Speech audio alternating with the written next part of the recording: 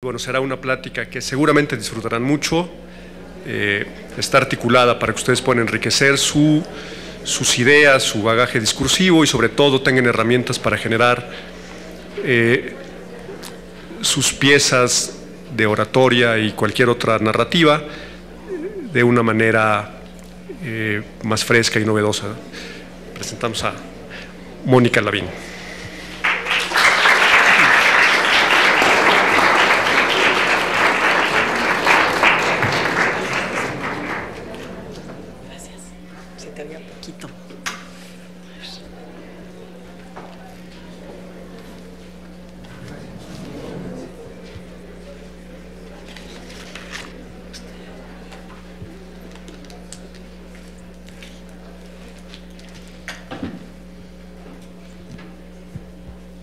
Buenos días, no tardes, estamos cruzando precisamente de la mañana a la tarde. ¿Se me escucha bien? ¿El volumen? Sí.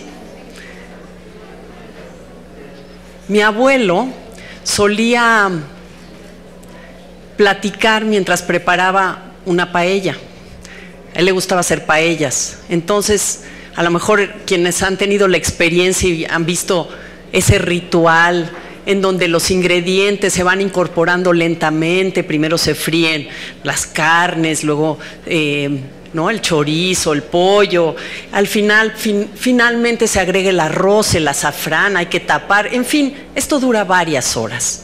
Y era un placer durante esas varias horas del ritual escuchar a mi abuelo, que había venido de un pueblo de Andalucía, en el sur de España, de Almuñécar, contar cómo había olivos en el cortijo donde él había crecido, cómo habían traído él decía mono, no chango, un mono de África que planchaba, cómo después mi abuelo, que había venido a México porque prometía un mejor futuro o una especie de posibilidad de inventar una vida distinta, decidió traerse a su madre y a su hermana.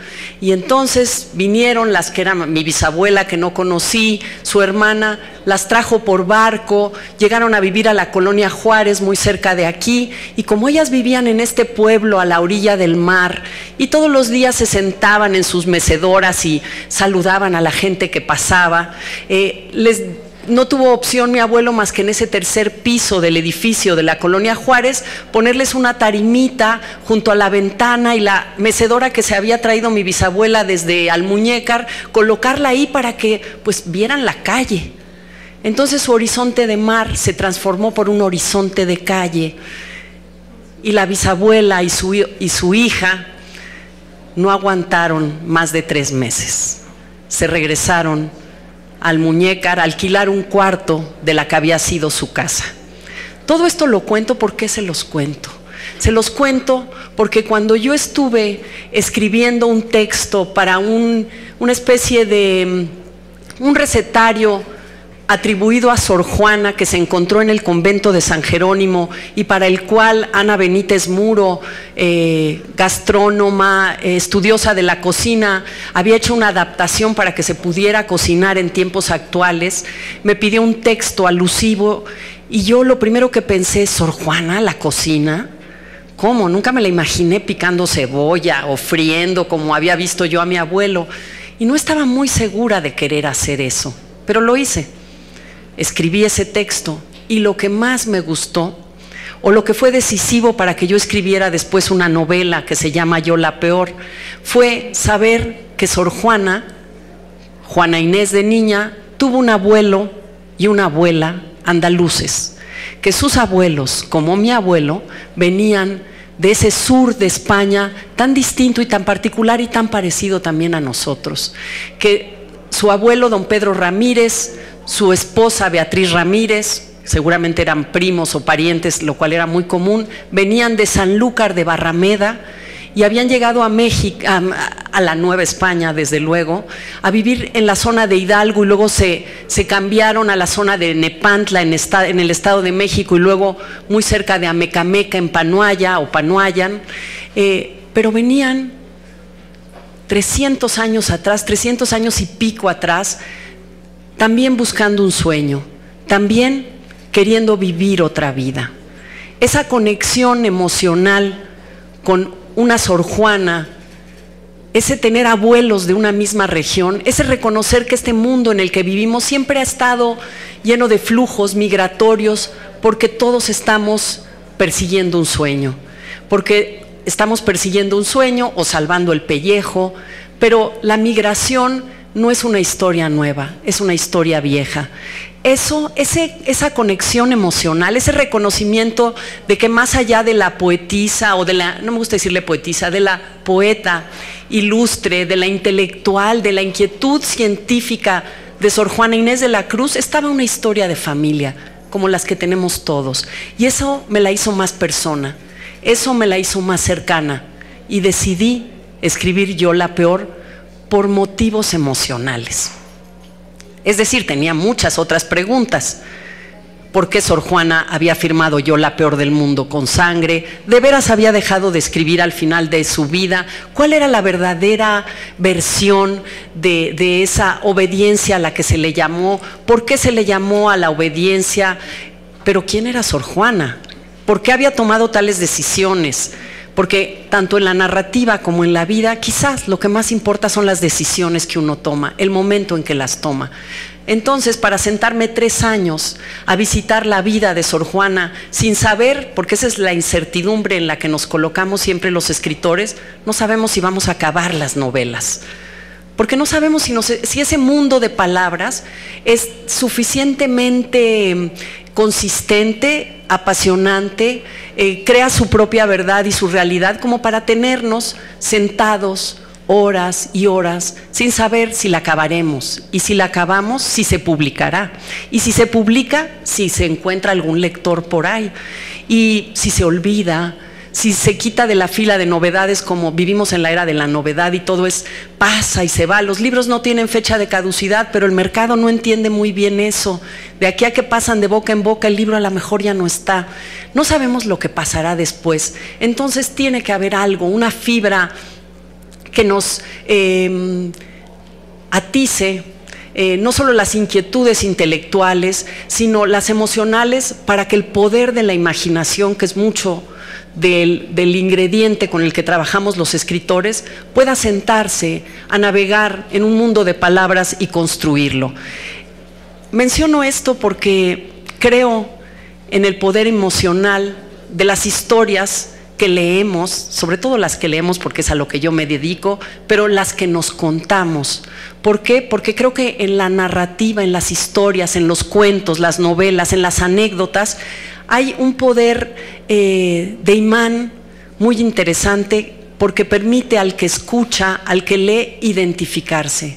Es decir, no empiezo por las ideas, no empecé diciéndoles de la conexión emocional, sino empecé hablándoles sobre una anécdota con la cual yo me conecté con un proyecto de un tamaño y una empresa que me tomó varios años. Y me parece que ese poder de identificación que me ocurrió con Sor Juana es una estrategia poderosa para ustedes que usan la palabra oral, para atraer y atrapar a sus lectores. Fíjense qué diferente sería si yo les digo, yo fui bióloga y luego decidí dedicarme a escribir, a la literatura. Y ya sigo, he publicado tal libro, suena bastante árido, bastante insípido, y yo creo que aderezar lo que queremos comunicar de otra manera, con esa verdad o con esa vida que se le puede imprimir a lo que contamos, resulta mucho más atrapador. Espero no equivocarme, porque si les digo, estaba yo en la reserva de la biosfera del Bolsón de Mapimí, en la llamada zona del silencio, que a lo mejor conocen allá en Durango, en un desierto espectacular que es el desierto de nuestro país, sobre todo en esa zona, atardecer que se teñía de verde, porque el atardecer en el desierto, seguramente aquí varios son de esa zona o la han visitado, es totalmente distinto.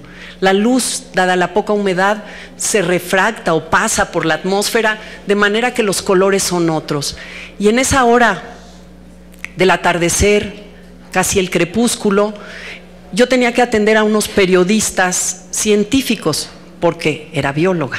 Yo digo fui, estudié biología, me dediqué a investigar, me encanta la ciencia, hice periodismo científico para tratar de juntar mis dos partes, porque uno está hecho de tantas partes, pero hay que escoger alguna o explotar todas. En la medida, yo he encontrado que la palabra permite explotar todas las partes, porque uno se puede meter en un tema, en otro, uno investiga, uno arma un texto o un discurso y se compromete con seriedad y lo puede transmitir.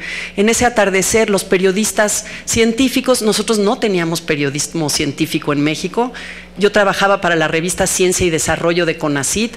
Ahora sí hay un periodismo científico profesionalizado, ¿no? Se puede estudiar, lo cual me parece sensacional. Y entonces yo con estas periodistas que venían de la India, de Canadá, de Estados Unidos, de Alemania, tenía que explicarles a qué se dedicaban los investigadores de la Reserva de la Biosfera. Mientras les explicaba, estábamos, me acuerdo, en lo alto, las gobernadoras, los órganos, gobernadoras, las plantas, no había varias, ni siquiera había gobernadoras en ese entonces. Estábamos ahí y de repente, entonces ellos me preguntaban, bueno, ¿y qué es eso de la tortuga del desierto? Pues una tortuga en peligro de extinción, y los que están aquí estudian el contenido estomacal para ver qué comen, para que el ecosistema y su equilibrio, y analizan las heces las heces de los animales, porque el microscopio. Bueno, yo mientras explicaba me daba cuenta que conforme mis palabras salían, yo me iba pareciendo más a ellos, a los periodistas, que a ellos, los investigadores. Es decir, es como si hubiera habido una línea ahí en ese momento donde yo me iba despegando de la especialización, porque me estaba imaginando yo el resto de mi vida estudiar las heces de las tortugas del desierto, o mejor hacer preguntas de todo, de lo que yo quisiera, meter las narices en cualquier tema y apuntar. Yo ya escribía historias, pero yo no sabía cómo se hacía uno escritor, me parecía que era un juego. Luego entendí que es un juego serio, que es una pasión profesionalizada, como dice Vargas Llosa.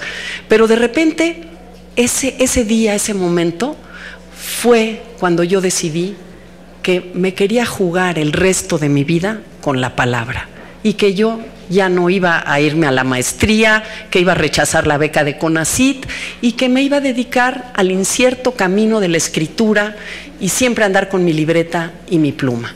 Y eso hice, regresé, renuncié y cambié de vida. Creo que es más efectivo que les cuente esta anécdota, que les pinta un ambiente y un momento emocional y crucial, por lo menos para mí, que nada más diga fui bióloga y ahora soy escritora. Porque a lo mejor se parece a las decisiones que todos han tenido que tomar en algún momento. Hay un momento, y ese momento a veces está hecho, claro, de una tortura que ya traemos puesta. No es, como decimos, de la noche a la mañana, pero de la noche a la mañana a lo mejor sí es la toma de decisión. Y así ocurrió. Creo en este poder de fabular para entonces platicar temas. Para, por ejemplo, a los jóvenes, hablarles de las decisiones del camino en la vida, donde nadie nunca se equivoca, porque es un camino, todo sirve, todo abona. La dificultad es que cada quien encuentre su pasión, ¿no? ¿Dónde está la pasión que me va a mover y va a tener sentido para que yo la pase mal, la pase bien, fracase, tenga éxito, pero me plante ahí donde me quiero plantar? Mark Twain, el escritor, decía, cuando le preguntaban, pero su cuento, ese cuento que usted escribió, ¿qué quiere decir con ese cuento? Él decía, prohibido buscar mensajes. Es interesante, porque los comunicadores tienen un mensaje. Los que escribimos ficción no tenemos un mensaje, yo diría, explícito. No decimos, con este cuento voy a convencer al lector. Hablábamos de discriminación, hace rato preguntaban, ¿no?, a la ponente. Quiero hablar de las diferencias y el respeto a la diferencia. Y quiero que este cuento sirva para esto. Puede haber una intención y un tema que el cuento pueda abordar, pero un cuento no puede deliberadamente proponerse convencer, porque entonces resultaría panfletario, demagógico. Pero si cuenta una historia con eficacia, ese cuento tendrá su propia verdad y su propio poder de persuasión. Y creo en ese poder de persuasión. También sé que me hice lectora un día, porque es una pregunta que siempre nos hacen a los escritores. Bueno, ¿y cómo? ¿Cuándo? Pues primero somos lectores. Si no, ¿cómo se nos va a ocurrir hacer eso que se llama escribir historias y tener libros y a ver si hay lectores? Primero los libros nos encantaron o nos engatusaron. Y también hay un momento donde descubrimos, por lo menos yo recuerdo, tenía 9 años, hepatitis. Ya nadie se va a la cama con hepatitis, afortunadamente, por lo menos no de la A, ¿verdad? O la B, no sé. Pero esa hepatitis me llevó a la cama 2 meses. Yo ya leía, pero leía historias pequeñas y cómics, Superman, la pequeña Lulú, Archie, me deleitaban, la verdad. Era muy gozosa esa lectura de la compra en el kiosquito. Nuestros modos han cambiado, nuestro mundo ha cambiado, pero no la esencia, realmente la esencia ni la condición humana. Descubrimos los placeres tal vez de diferente manera o diferente empaque, pero me acuerdo que como no había televisión en la mañana, afortunadamente, aquel libro que estaba ahí, que me daba una flojera de niña leerlo porque era gordo, no tenía dibujos, y además se llamaba Robinson Crusoe, no se llamaba Mujercitas o Las Aventuras, ¿no? Papaíto Piernas Largas, no, Robinson Crusoe. Y tenía un señor como en la portada como con harapos, ¿no?, y unas palmeras. Pero la hepatitis y el aburrimiento me llevó a destapar aquel libro y entrar en lo que son los libros, cajas de Pandora, secretos, tesoros. Y de repente mi cama se volvió una isla y yo dejé de ser una niña del Distrito Federal y me volví un náufrago del siglo XVIII. Y tenía sed. Y ya no quería comer dulces de los que me daban, porque la hepatitis, no sé por qué eran buenos este exceso de azúcar. Y tenía ganas de que me salvaran. Y me daba el mismo coraje que a Robinson, que pasaran los barcos y no vieran mis señales. Y tenía que ver algo que no me había planteado nunca. ¿Qué es eso de no tener a alguien con quien hablar? ¿Qué hace uno en la soledad? Y también me hice amiga de Viernes. Me hice amigo, porque yo ya no era mujer, yo era ese señor en la isla. Y entonces descubrí el poder transformador de los libros. Yo ya fui de vuelta a mi cama, a mi estado, ya saliendo de la hepatitis, transformada. Yo ya reconocía y concedía el poder que tienen los libros de llevarte a otro mundo y devolverte a tu circunstancia marcada por una experiencia diferente. Y no es una experiencia deleznable, gratuita, desechable. Los buenos libros nos llenan de otras vidas y de pensamientos y de ideas y de comprensión. Porque hay más vidas que la de uno, hay más maneras de mirar el mundo, y por eso los libros han sido prohibidos, porque en esas historias hay la posibilidad de pensar e imaginar, y pensar e imaginar puede ser peligroso. Salman Rushdie está siendo perseguido, ¿no? ¿Cuántos escritores no se les ha concedido a sus libros un poder? Porque sí, tienen un poder. Tienen ese poder de persuasión a otra verdad o a otro estado que nos permite confrontar nuestra circunstancia. Yo digo que mejor armados. Mejor armados. Por lo menos yo sé que leo para tener más vidas que un gato, porque solo voy a tener esta. Los libros me la multiplican. Bueno, todo esto para este preámbulo de historias, para concederle quizás a uno de los libros clásicos e iniciales de la literatura, de la palabra impresa, Las 1001 noches, esa capacidad de persuasión que salvó el pellejo a Sherezada. Si se acuerdan, Ella entretenía al sultán, que les quería cortar la cabeza dado el adulterio de su primera mujer, a todas las subsecuentes esposas que duraban una noche con él y morían. Hasta que llegó Sherezada, y Sherezada tenía una habilidad, era contadora de historias, y era una hábil, reconocía la estructura de las historias, es decir, una historia no se cuenta plana, una historia plantea un asunto, lleva a un punto climático y hay un desenlace. Y sabía ella cómo ir seduciendo al sultán con estas palabras hasta el momento de llevar al punto climático, y entonces fingía que ya el cansancio la había invadido y que ya necesitaba reposar, y el sultán le decía, le perdonaba la vida porque quería saber en qué acababa la historia. Y al día siguiente ella acababa la historia y empezaba otra. 1001 noches para salvar el pellejo de ella, de las mujeres de su reino y de todos.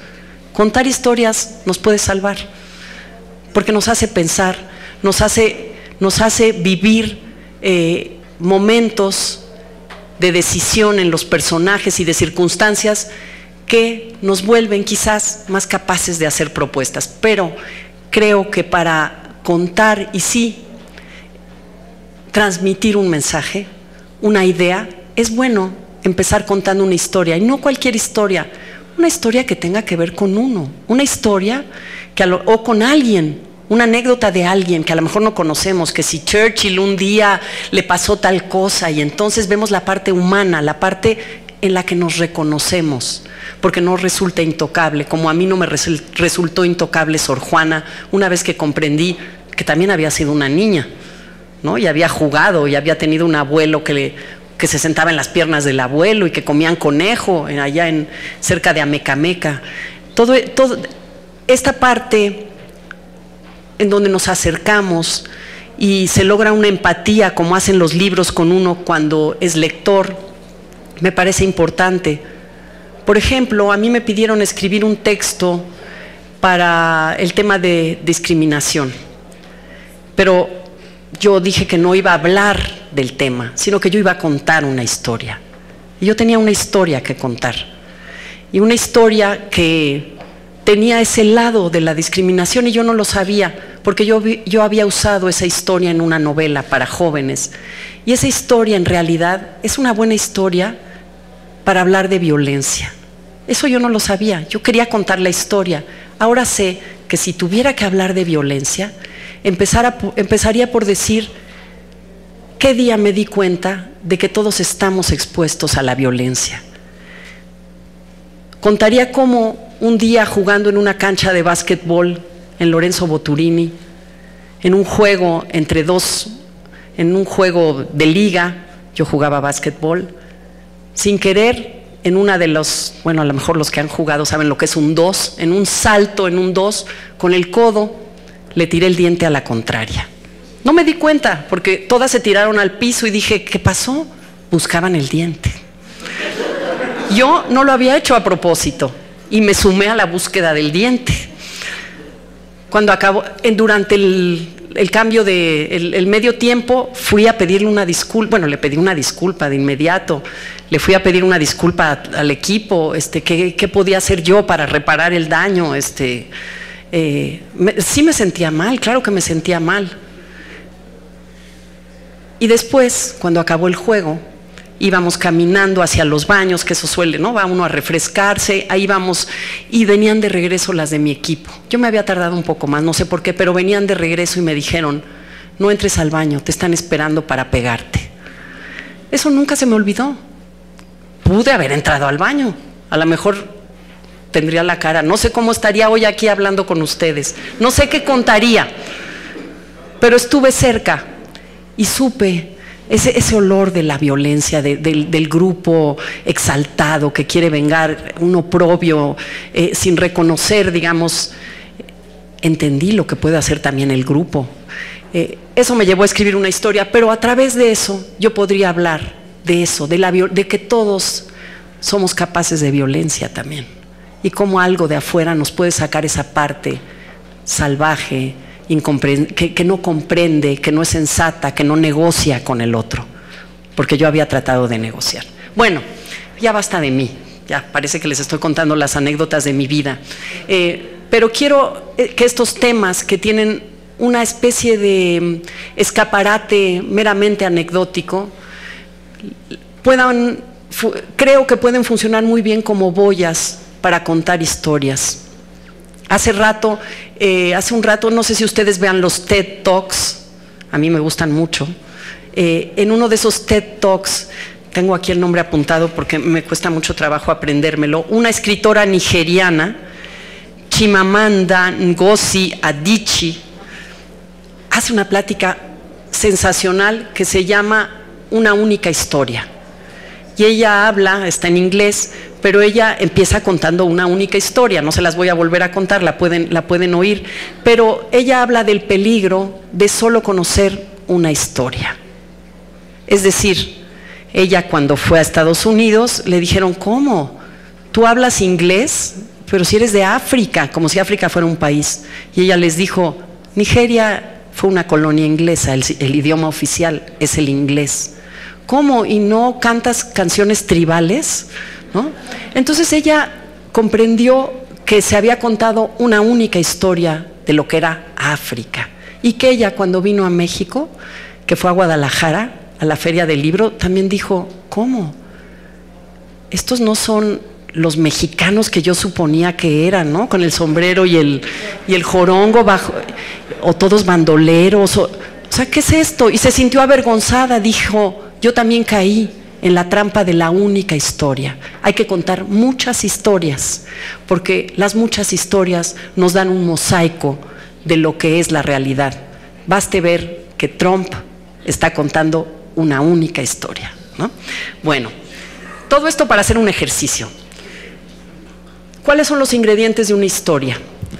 Una historia tiene, a alguien le pasa algo, así de sencillo, a alguien le pasa algo. Lo podemos simplificar en eso.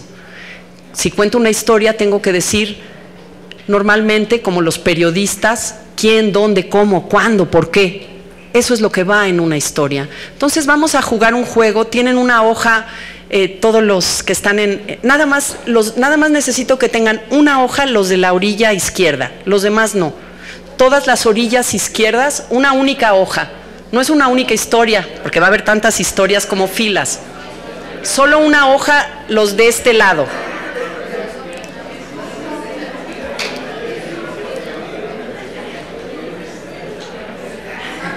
Pero déjenme seguirles explicando para que nos dé tiempo. Solo tengan una hoja los de la izquierda, no la pasen. Una hoja, todas las personas de mi lado izquierdo, o sea, de su lado derecho. ¿Sí?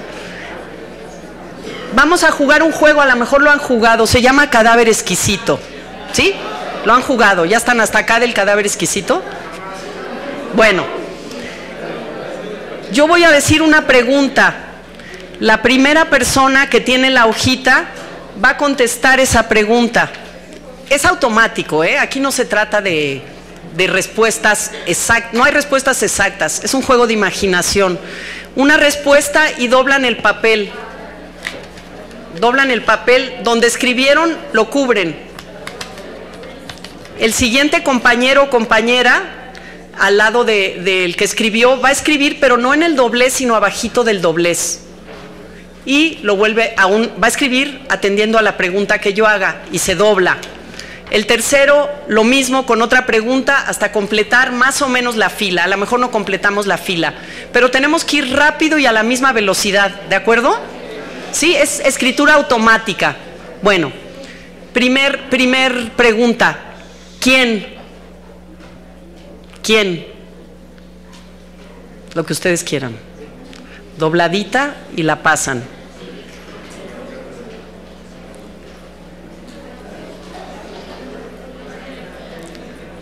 ¿Dónde? ¿Dónde? No escriban en el doblez, abajito del doblez. ¿Dónde? Pueden poner una palabra, una frase, no más de una frase, pero pueden poner una frase.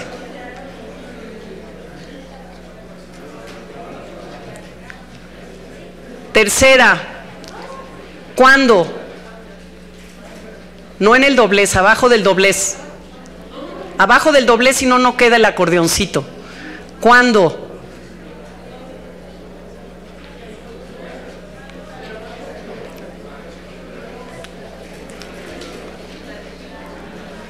La cuarta pregunta. ¿Sí vamos al ritmo más o menos todos? La cuarta. ¿Con qué?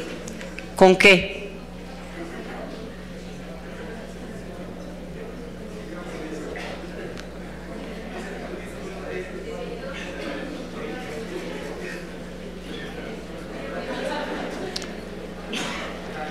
La quinta pregunta. ¿Por qué?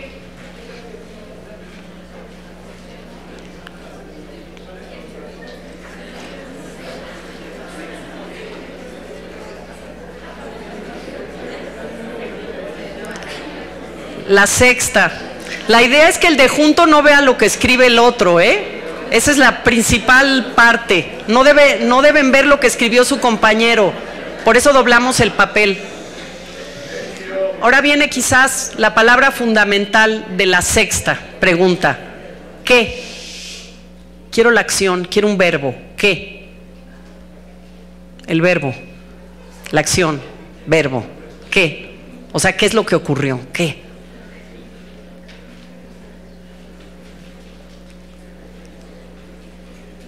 La séptima. ¿En qué acabó todo?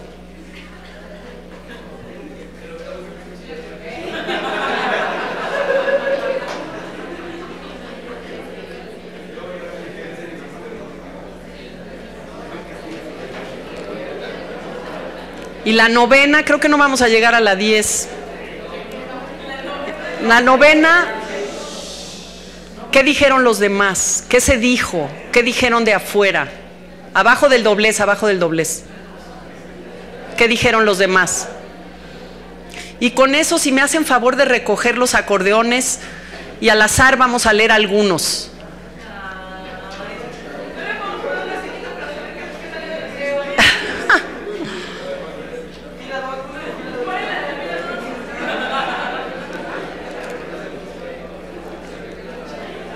No, ni pongas la fila. Bueno, sí, porque van a querer saber, ¿verdad? No, bueno, no importa la identidad.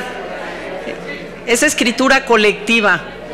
Estén dispuestos al anonimato.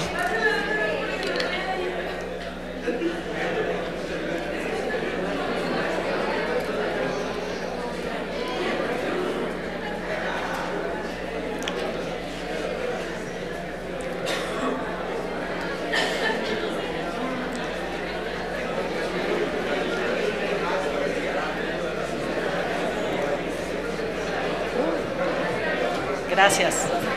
Las revolvemos así y así al azar sacamos, déjame porque no me va a dar tiempo de todos. Si quieres saquen unas 4 más. Voy a ir leyendo las historias mientras me hacen favor las chicas de escoger otras 4 y vemos si nos da tiempo de más, pero me voy a atrever a lo mejor a ponerle alguna conjunción o algo para que arme. Vamos a ver qué historias salieron. Una niña llamada Margarita en el País de las Maravillas, en el siglo XVIII, con un arma, porque era parte de una fascinación personal.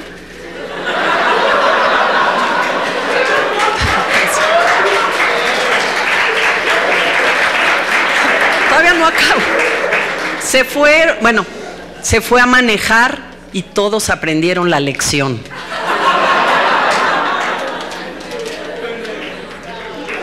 Si ven, asusa nuestra imaginación. Ahí están los ingredientes del comienzo de una historia o del argumento. Yo, en el Álamo, durante los festejos de independencia el 16 de septiembre, con un rifle de diablos viejo, porque estaba enojado, me fui inspirando. Todo se empeoró. Nadie habló nada, pues nadie recordó.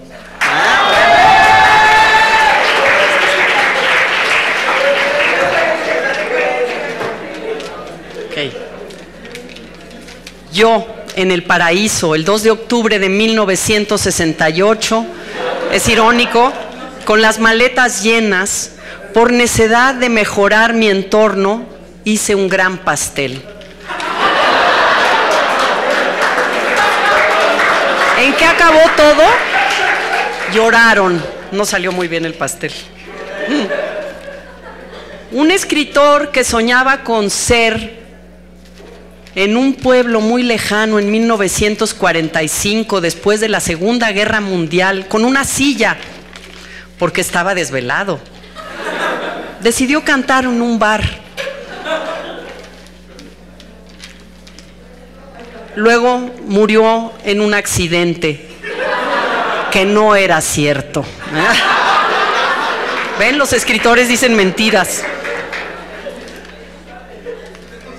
Yo, Carlos Etienne González, en el mundo del Principito hace 5 minutos, con un libro y mi imaginación, porque quería ver detrás de un sueño, tuve un accidente. En que los X-Men no ganaron en ajedrez.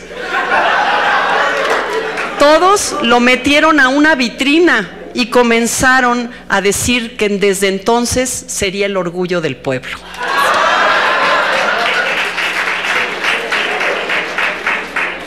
A lo mejor nos da. Yo aquí, ayer, este es minimalista, yo aquí, ayer, con amor, por maldito inadaptado, me lo comí. Y entonces lo mataron.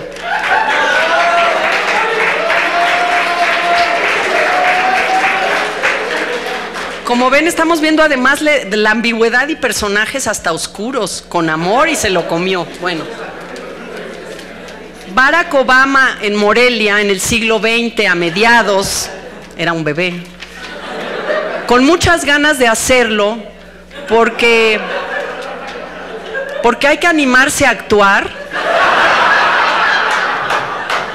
contó, acabó en la muerte. Todos gritaron de felicidad consecuentemente.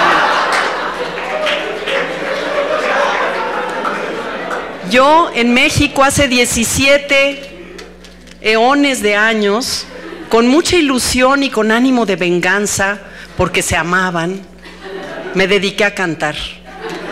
Fue un final feliz, nadie daba crédito de lo sucedido. Uno feliz. El Chapulín Colorado en Coahuila, cuando el mundo se volvió triste, con un cuchillo, la quería mucho. Era un tipo sin suerte y tuvo una gran oportunidad. Rodó y murió. Dijeron que se lo merecía.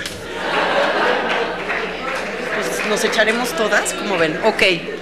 Tú, en un paisaje nunca explorado, ayer al caer la tarde, con un libro, porque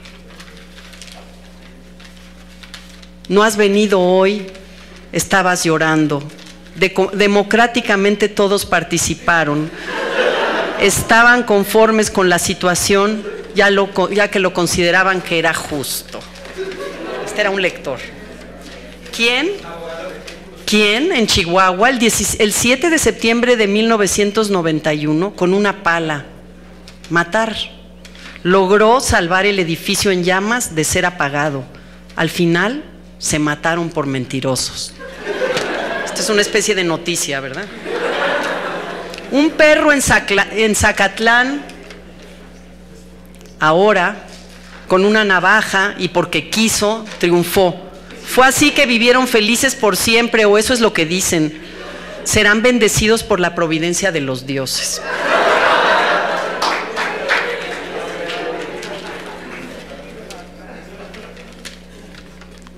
Ay, ¿qué dice?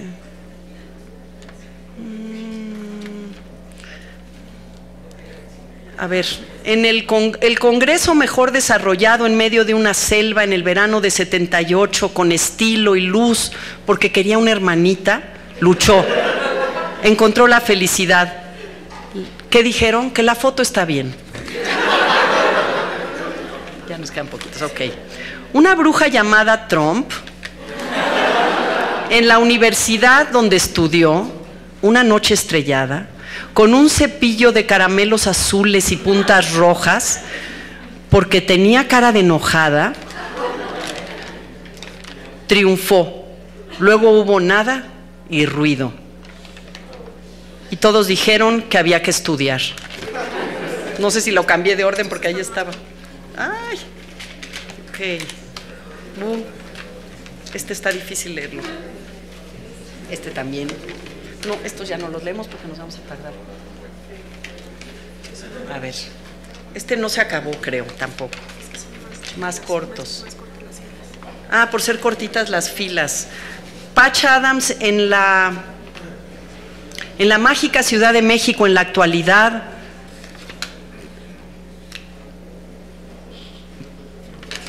Con mucha disciplina y talento para ser feliz, decidió conversar. Terminó en una agonía lenta y todos dijeron que el protagonista nos había matado a todos con los dragones de oro. O sea, hablan los fantasmas. Ay, mejor no, porque están... Dejo las otras porque está muy difícil leerlas. Bueno, esto era para jugar a qué ingredientes necesita una historia. Un personaje, un lugar, un motivo, una atmósfera, ¿no? El lugar y el objeto dan la atmósfera, un motivo, un desenlace y quizás una consecuencia. ¿Qué dijeron todos? Es más juguetón que real para la necesidad de tener el argumento de una historia. Ahora vamos a hacer otro ejercicio. Y esto es individual. Y a ver quién quiere pasar aquí al frente. Pero primero lo tienen que hacer en... Quiero que todos se pongan a pensar. Piensen algo que quieran comunicar. Así como yo les dije, violencia de mujeres es el tema y voy a contar mi experiencia en la cancha de básquetbol. Piensen en una experiencia personal que serviría, una anécdota que van a contar. Puede ser real o puede ser inventada. Para eso tenemos la imaginación. Pueden contarlo como si fuera la historia de otro, aunque sea suya. Creo que la autenticidad emocional con que puedan comunicar esa historia puede enganchar a su escucha, sobre todo para este juego de la empatía. Entonces, o de la provocación. Cada quien piense, y eso es lo que los va a motivar quizás a levantar la mano y pasar. ¿Qué anécdota nos van a contar y con qué tema la van a relacionar? Ya no van a poder desarrollar el tema, ese ya lo harán en otro momento. Aquí solamente da tiempo de que empiecen con una historia y digan el tema al que van o concluyan con el tema que van a desarrollar. Ok, ¿ya la pensaron? ¿Ya están listos para pasar? Ok, ya hay manos. Bueno, 3 ahí, 4... y 3, 7, 8, 9, y a ver los que vayan dando, vaya atrás, porque por estar atrás no los vemos, esa mano que sigue, ok. Pasen, es muy rápido, es una pequeña anécdota, pues sí, para que los oigan todos, ¿verdad? Ok. ¿Quieres este o ahí? Ahí, ¿verdad? Ahí están más cómodos. Isaac Alonso, en agosto de 2012, cuando participé en el concurso de oratoria del Instituto Politécnico Nacional y mi tema a disertar fue el desarrollo sustentable. En ese momento mi mente se quedó totalmente en blanco y me quedé en silencio. Y el jurado calificador me miraba, mi madre y mi tía me alentaban, pero yo estaba en silencio. Y ese error, ese fracaso en la oratoria en 2012 me ayudó a recuperarme y a aprender de ese error. La consecuencia final fue mejorar día a día y esforzarme para lograr esa victoria de hablar en nombre de la libertad. Muy bien, muy bien. Un consejo, muy bien, la anécdota está muy bien. Háganos sentir ese silencio, esa angustia de ese sufrimiento momentáneo. Traten de transmitirlo. La importancia de la decisión. Un niño a la edad de 8 años en Oaxaca, una niña a la edad de 10 años en la Ciudad de México. Los dos perdieron algo. Uno perdió su madre y otra perdió su oído. Los dos decidieron seguir adelante. Y esas dos personas ahora son mis padres. Esas dos personas me enseñaron a la importancia de tomar la decisión de perseguir mis sueños. Los dos, dos personas muy humildes que a la edad de 10 años en la primaria, al momento de hacer el examen para pertenecer a la escolta, me dijeron: tú puedes, aunque tengas varicela. Esa es la importancia de la decisión. Muchas gracias.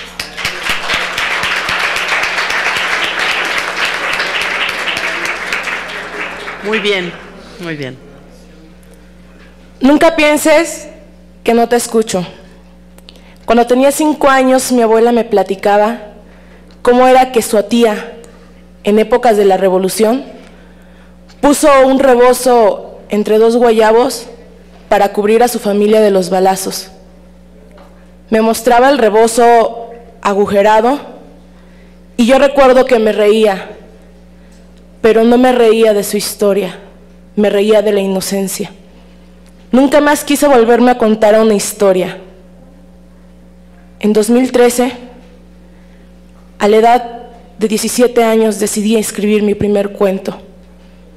Participé en un concurso estatal de literatura y gané en la categoría inédita de cuento. La historia, el abuelo y la revolución. La protagonista, la tía Chayo y su rebozo agujerado. Y solamente te pude decir: nunca pienses que no escuché tus historias.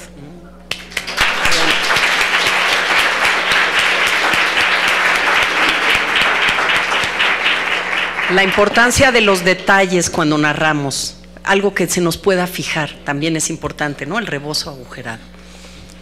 Yo soñaba constantemente con tomar un café contigo, subir a aquella cafetería ubicada en el centro de la ciudad y luego mirar tus ojeras que destellaban noches envueltas, donde la poesía de Cortázar y la poesía de Pizarnik hacían la tregua para luego continuar con nuestra guerra de palabras. Recuerdo aquel mes de octubre, el 31 del 2012, el día que te conocí.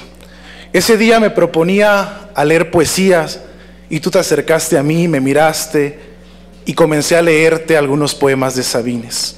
Me acuerdo aquel adiós donde marcaste tu fin definitivo, aquella olas que se dibujaban en la geografía de tu cabeza es la que hoy me hacen recordar frente al mar de tu existencia. Recuerdo que a veces no podía llegar a aquellas citas porque mi trabajo como periodista me lo impedía. Hoy ya no puedo caminar por las calles de Cuernavaca envueltas en nostalgia, en flores, en cantos, porque hoy esos cantos han sido sustituidos por el sonido de las balas, porque desde a finales de Cacabana estos 10 años, el narcotráfico y la muerte de Beltrán Leiva han ido aumentando la delincuencia y por eso ahora ya no puedo caminar ni siquiera de las manos de tus recuerdos. Hoy sueño con escribir, con cambiar el mundo, con heredarte un mejor futuro a pesar de que no estás aquí. Y aunque sé que a veces las balas se pueden cruzar con mi corazón, sé que al escribirte tú siempre, siempre vas a seguir existiendo.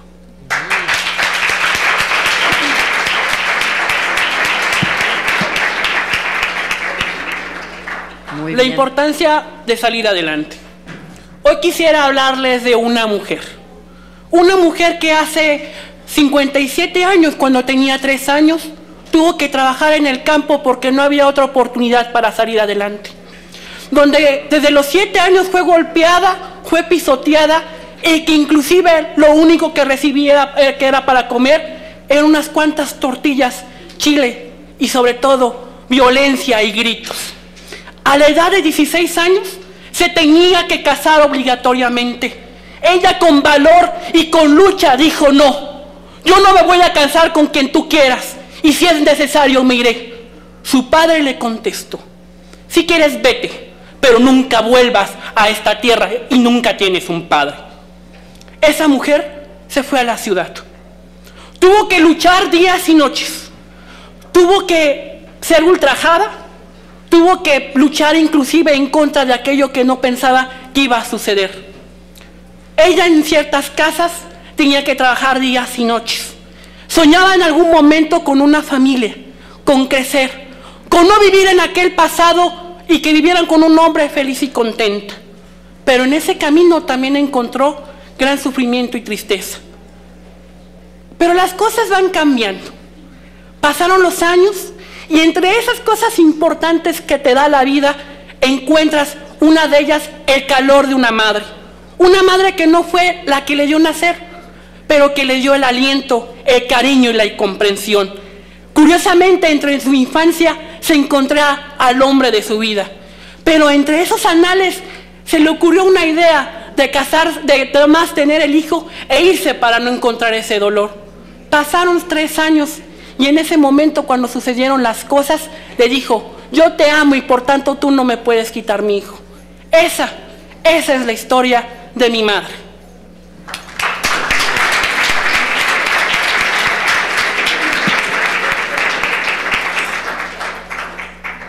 Me encontraba en un cuarto oscuro, despojado de mis vestiduras, descalzo. En aquel recinto me encontré la muerte. Ella una soga en mi cuello colocó y me preguntó: ¿estáis listo para morir? ¿Tenéis su testamento? En mí una reflexión apareció. Contesté: mi haber es desierto, mis pensamientos un tormento y mis sentimientos un claro. No te llevaré, pero lo más querido te quitaré. Ahí desperté. Mi vida normal siguió. Ese día llegué a mi casa como un día normal. Una extraña aurea parecía. Todo estaba calmado, en silencio. Mi padre no había hecho la comida. Vi una luz en el baño. Ahí estaba mi padre, fallecido, sin vida, tieso y morado. ¿De qué sirvió haber estudiado urgencias médicas si aquella persona que querías haber salvado no estuvo en tus manos? Muchas gracias.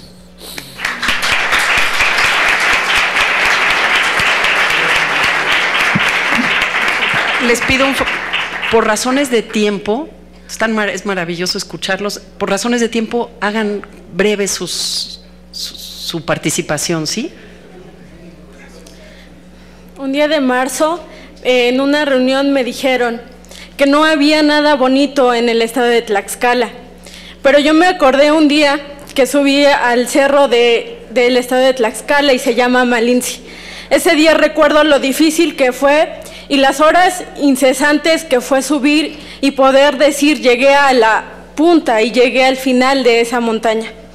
En el camino de esa montaña recorres muchas pruebas y de esas pruebas es decir: puedo o no puedo lograrlo. Y te hace ver el camino de tu vida y decir en qué momentos puedes tomar las decisiones. Pero algo que me sorprendió, cuando estábamos en la punta, eran las 4 de la tarde, y entonces empezó a haber neblina, y a mí me sorprendió algo, que yo podía ver las nubes. En toda mi vida yo jamás había podido ver las nubes debajo de mí. Y empezó a caer la neblina y recorriendo constantemente hasta que cubrió toda la punta y nosotros teníamos que bajar agachados, puesto que parados no podíamos. Había muchas piedras rocosas y empezó a caer nieve, cosa que a mí también me dio curiosidad. Pronto cayó granizo y los truenos comenzaron junto con la lluvia. Todo ese paisaje hermoso a mí me sorprendió, la montaña se cubrió de nieve. Entonces descubrí que hay muchas cosas en mi estado de Tlaxcala, aunque es muy pequeño, muchas veces omitimos las cosas maravillosas que hay en nuestros estados, y descubrí que puedo decir que Tlaxcala es uno de los estados más bellos. Gracias. Muy bien. Vamos a tener que limitarnos a 1 o 2 más. Hola, buenas tardes. Mi nombre es Brenda. Disculpen, tengo una llamada. ¿Bueno? ¿Amor? Sí, estoy en el Senado. No hay hombres. No he hablado con nadie. Sí, saliendo me voy al hotel. No te enojes, por favor. Oye, no me cuelgues, oye. Disculpen, una llamada de emergencia. Hoy les vengo a hablar de la violencia. la violencia física hacia la mujer, como la que me hizo mi novio ayer, en la noche, cuando me golpeó, cuando me puso las piernas moradas. Por eso traigo mayones, porque lo sé disimular. Cuando me agarró con mucha fuerza, me marcó los brazos. Por eso traigo saco, porque soy muy inteligente. Pero no, yo no les vengo a hablar de esa violencia. Yo les vengo a hablar de la violencia psicológica, porque esa duele más. Cuando te dicen que eres una tonta, cuando te dicen que no vas a llegar a ningún lado. Pero no, está bien, ninguna mujer lo padece, porque los amamos, nos amamos. Mi novio me ama y se preocupa por mí. ¿Que dónde estoy? ¿Con quién estoy? ¿A qué horas llego? Ayer me lo merecía, llegué 10 minutos tarde. ¿Saben lo que pude hacer en 10 minutos? Bastante, él me dijo, mientras me tenía en el suelo y me golpeaba. Pero hoy les vengo a hablar de violencia, porque aquí no hay violencia. Las mujeres somos muy inteligentes y a nadie nos pega, porque lo merecemos. Eso me decía mi novio mientras me tenía en el suelo y me golpeaba. Muchas gracias.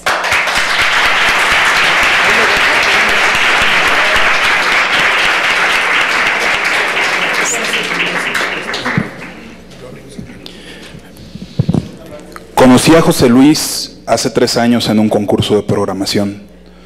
Nos hicimos amigos. Lo reencontré hace 2 semanas para platicarme precisamente que a causa de una herencia adquirió una enfermedad renal. Hoy hace campaña de recaudación para conseguir un trasplante. Sus hijos quieren jugar con él. Lo que él quiere es vivir. Esta historia es real. Si quieres ayudarlo, súmate.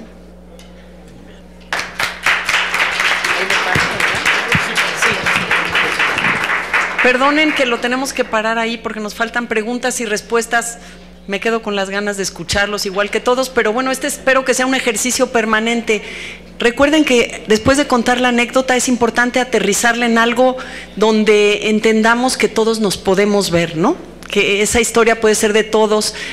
Agradezco la emoción que pusieron en sus intervenciones. Yo creo que sí. Muchas gracias. Una pregunta.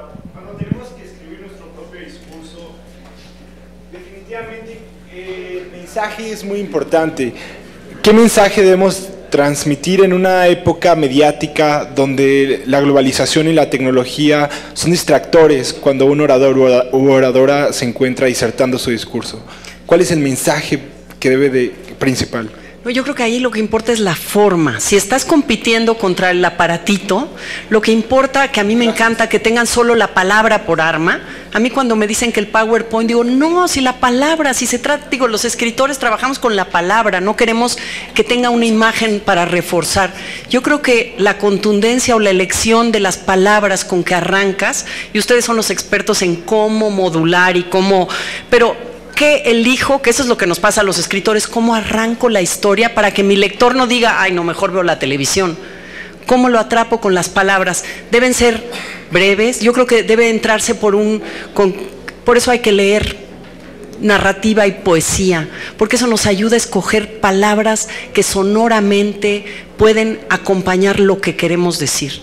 Yo creo que algo muy breve que agarre, que coloque y después ya tú sientes que los tienes de inmediato, ¿no? Los comienzos, yo creo que hay que ensayar esos comienzos y ya ganar al auditorio para ti.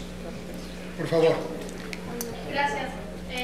Sor Juana decía que la verdad no es más fuerte porque se diga a gritos, pero si hubiera estado en este tiempo actual, evidentemente habría generado estruendo. Yo creo que actualmente la comunidad artística genera desde su espacio muchísimo, ¿no? Hay transformación social gracias a las aportaciones y gracias a la mano de escritores, escritoras, a la mano de quienes escriben historias, de la mano también de quienes pintan cuadros o esculpen. Pero ¿no será que ya es tiempo también de meterle mano a la política pública? Me refiero a la comunidad artística. Pues yo creo que sí, diste un discurso con este juego de la mano y la mano, me gustó mucho eso. Desde luego yo creo que desde el arte hay mucho que decir en la medida en que se tome en cuenta la comunidad artística y se la haga participar de proyectos públicos, ¿no? no es para elites, no es para unos cuantos y unos iniciados. Yo creo que hay que hacer un esfuerzo porque así como ustedes rompen el silencio con la palabra oral, los escritores rompemos el silencio a nuestra manera con la palabra escrita, los pintores con la imagen, los escultores, los músicos. Yo creo que ese romper el silencio también permite crear una comunidad de identificación donde nos identifiquemos y digamos. Buenas tardes, Miguel Ángel Oropesa de Tangancícuaro, Michoacán. Usted habla de historias y me parece muy interesante, me parece una mujer admirable, muy sabia, y me gustaría hacerle una pregunta que le hicieron en algún momento a quien iba a ser, que hoy es el presidente de la República. ¿Cuáles son los 3 libros que han marcado su vida y por qué? La Biblia no vale, ¿eh? Otro. Ay, me pones en aprietos porque no puedo decir solo 3, ese es el problema, ¿no? Entre Vargas Llosa y su conversación en la catedral, el Quijote de Cervantes, Rulfo, etcétera, etcétera. Gracias. Sí, hagamos un país de lectores. Estimada maestra Lavín, como admirador de su trabajo, tengo una pregunta que hacerle. ¿Qué consejos le podría dar a escritores prominentes, además de los que ya previamente quedaron plasmados en su obra? Leo, luego escribo. Gracias. Gracias. A los prominentes yo ya no les daría consejos porque me matan, yo creo. Pero a los que comienzan, a los que, pues, sobre todo que escriban, creo que es bueno ir a talleres, porque en los talleres socializas el texto y aprendes a verlo.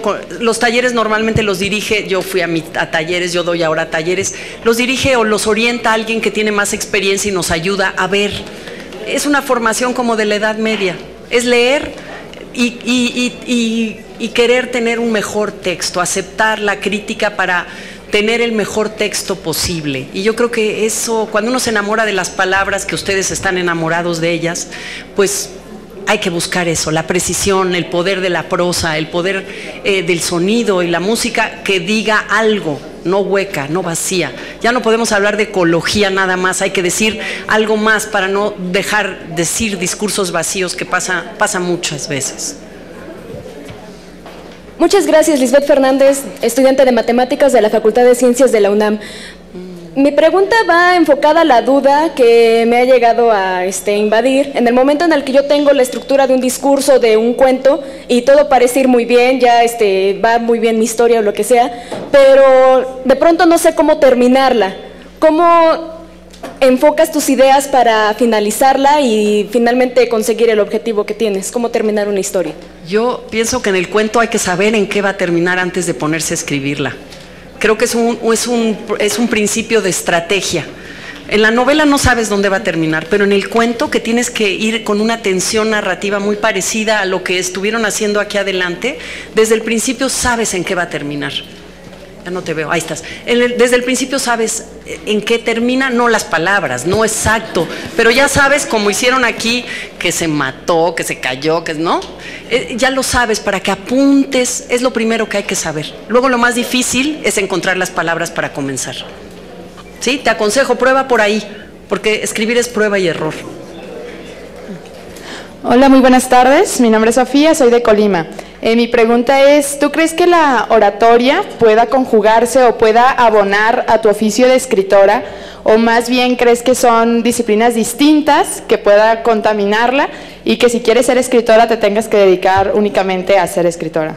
Me dijiste al principio la no sé qué, se me distraje. ¿Crees que la oratoria? La oratoria.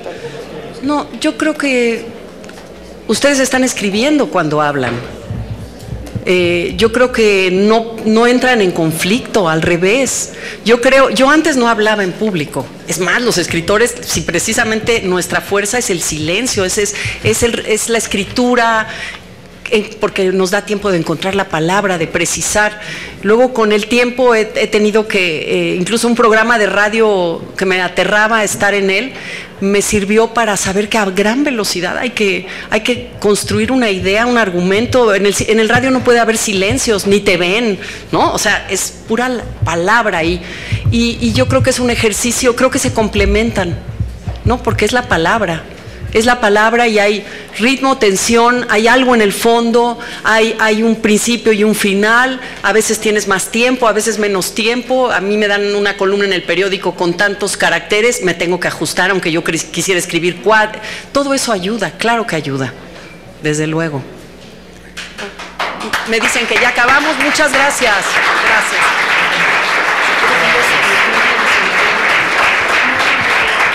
Sí, le quiero pedir a Mónica, por favor, si nos puede dejar el Twitter y además un dato de contacto, porque en esta ocasión se quedaron muchísimas preguntas, pues en el tintero, diría cualquier escritor, por favor. Claro que sí. Muchas gracias por esta invitación, me ha gustado mucho estar aquí. Mi Twitter es @mlavinm, porque ya estaba mlavin, ya había sido tomado, mlavinm.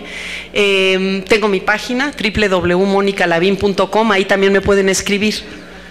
Y ahí aviso donde voy a dar pláticas. Pero podemos, los que tienen ya inquietudes de escritores y eso, con mucho gusto les respondo ahí. Gracias a ustedes. Pues acompáñenme con un fuerte aplauso, agradecer a la maestra Mónica Lavín el haber estado con nosotros. Gracias, Mónica. Apreciamos y valoramos muchísimo lo que hemos hecho contigo esta mañana. Qué amable, gracias. Gracias por estar en nuestro taller. Y bueno, quiero pedirle a